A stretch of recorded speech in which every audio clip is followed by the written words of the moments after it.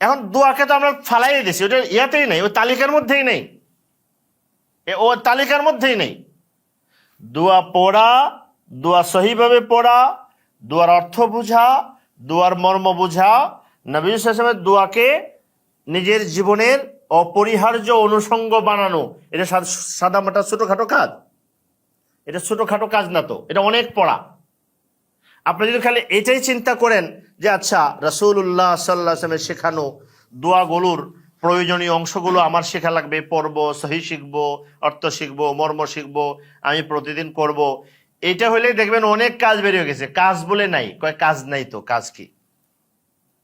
কাজ এখানে তার, এটা রেখে সে যেগুলো গভীর মুহাক্কিক মুজতাহিদ উলামাদের কাজ, ওইগুলোর মধ্যে সে আঙ্গুল নাড়ায়।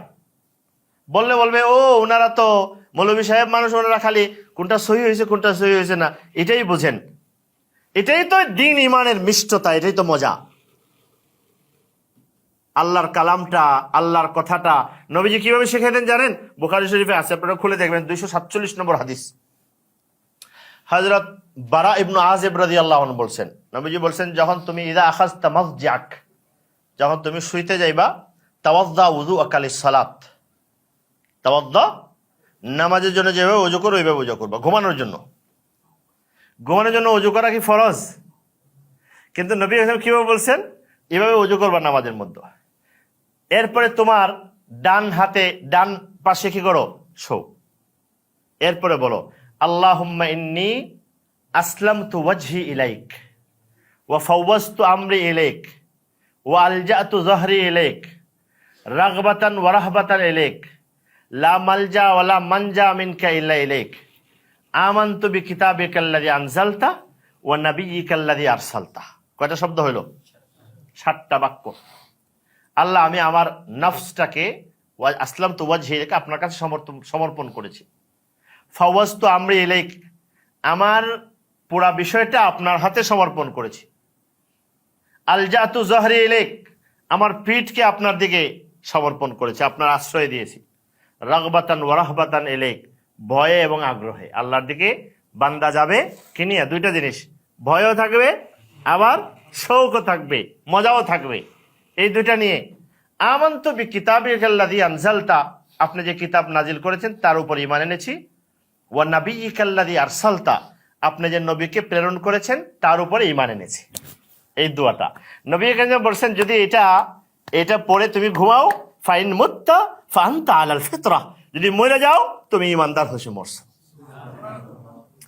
ওয়াজআল আখিরা মা তাতাকাল্লামু বিহি, এই দোয়াটা শেষ, এরপরে আর কথা বলবা না।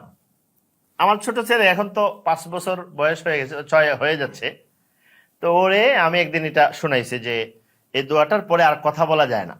তো ঘুমের সময়, ঘুমের অনেকগুলো দোয়া আছে, তো একটা দুইটা করে পড়াই, অন্যগুলো পড়ে যে এটা বলে ফেলি, তখন কয় না এটা বলবো না, আমার মুখে চেপে ধরে। কারণ এটা বললে আর পরে কি করা যাবে না, পরে কথা বলা যাবে না, ও তো তার হলো কথা বলবে সে, এই জন্য ও পড়বে না, আমাকেও পড়তে দেবে, মুখ বন্ধ করে রেখে দেয়। এখনো অনেকদিন, সেই 3 বছর বয়স থেকে ওর এটা খুব মনে থাকে, ওই তো আসলে আমার মুখ চেপে ধরে, কয় এটা পড়া যাবে না। তো এই শেষ দেখেন, এই মানুষ যে কয় না ঘুম আসে না, ঘুম ধরে না, এটা কথা বলা বন্ধ করে দেন, এই বলে করে দেন, কেউ যদি এটা আমল এই নিয়তে করে যে শেষ আর কথা বলবো না, এটা ফরজ না, কিন্তু এটার যে সাথে যে সৌন্দর্যটা, এটা যদি করে ফেলে দেখবেন ইনশাআল্লাহ তাআলা এই উসিলায় কি হয়ে গেল, ঘুমের একটা। এই হাদিসটা নবী, এই দোয়া তো আর ফরজ না।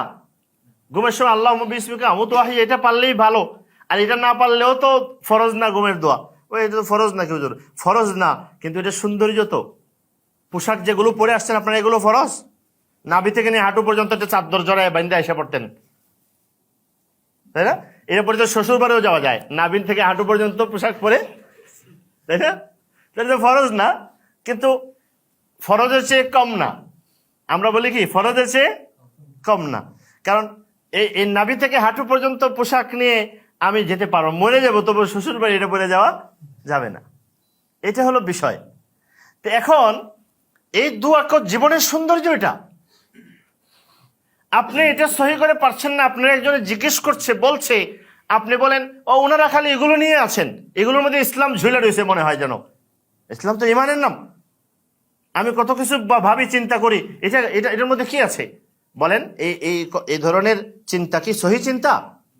দেখেন, হযরতে বারা ইবনে আযিব রাদিয়াল্লাহু, খেয়াল করেন, নবীজি দোয়া শিখাইছেন। নবীকে দুনিয়াতে আল্লাহ নবী তো শিখানোর জন্য পাঠাইছেন, এই দোয়া শব্দে শব্দে শিখাইছেন। শিখানোর পরে বারা ইবনে বলে সবক শোনাও। আমরা এই দুনিয়াতে বা এগুলোর মধ্যে যদি সবক নেওয়া শুরু করি তাহলে দেখা যাবে ছাত্র নাই। কারণ আমি লেকচার শুনতে আমাদের খুব ভালো লাগে, আর লেকচার যদি ইন্টালেকচুয়াল হয়, লেকচার যদি মহাজাগতিক হয়, মহাকাশ কেন্দ্রিক হয়, তারপরে জ্ঞান ও বিজ্ঞানের বিশাল দর্শন হয়, তাইলে ওটা নিয়ে সবাই খুব খুশি হবে, আজকে একদম পেট ভরে গেছে।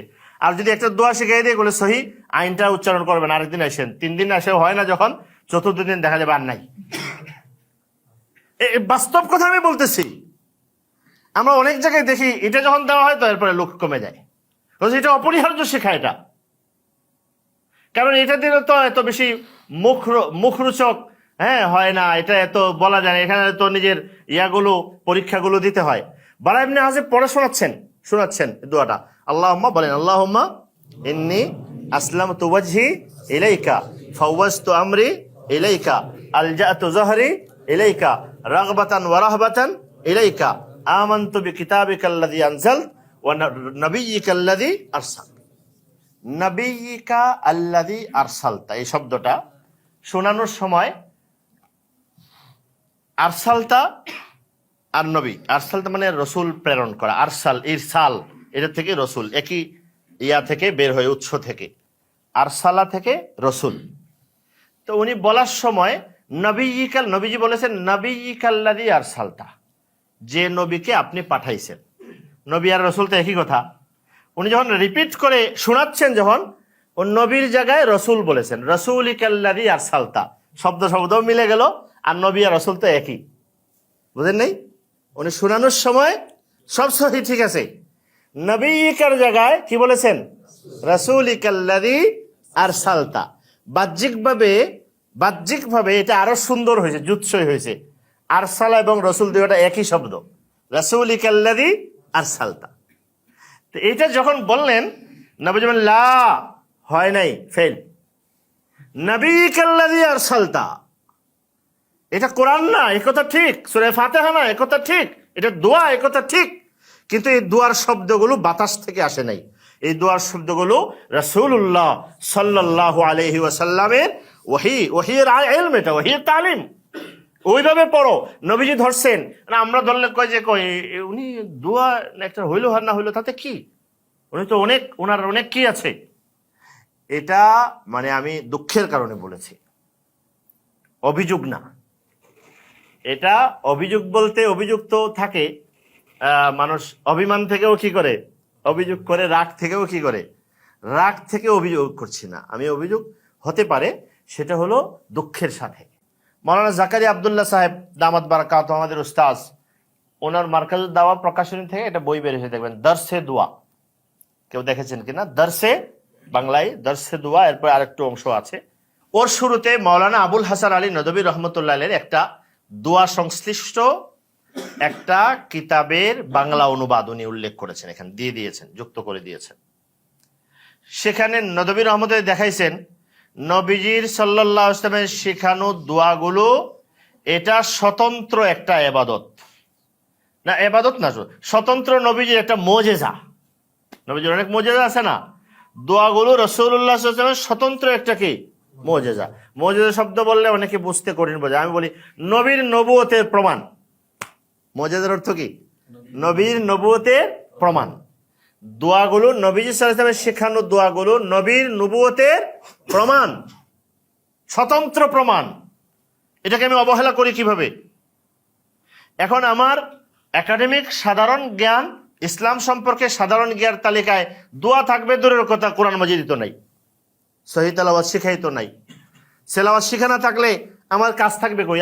আমাদের অনেক কাজ নাই, অবসর প্রচুর সময়, বা কত বাজে সময় যায়। কেন যায়?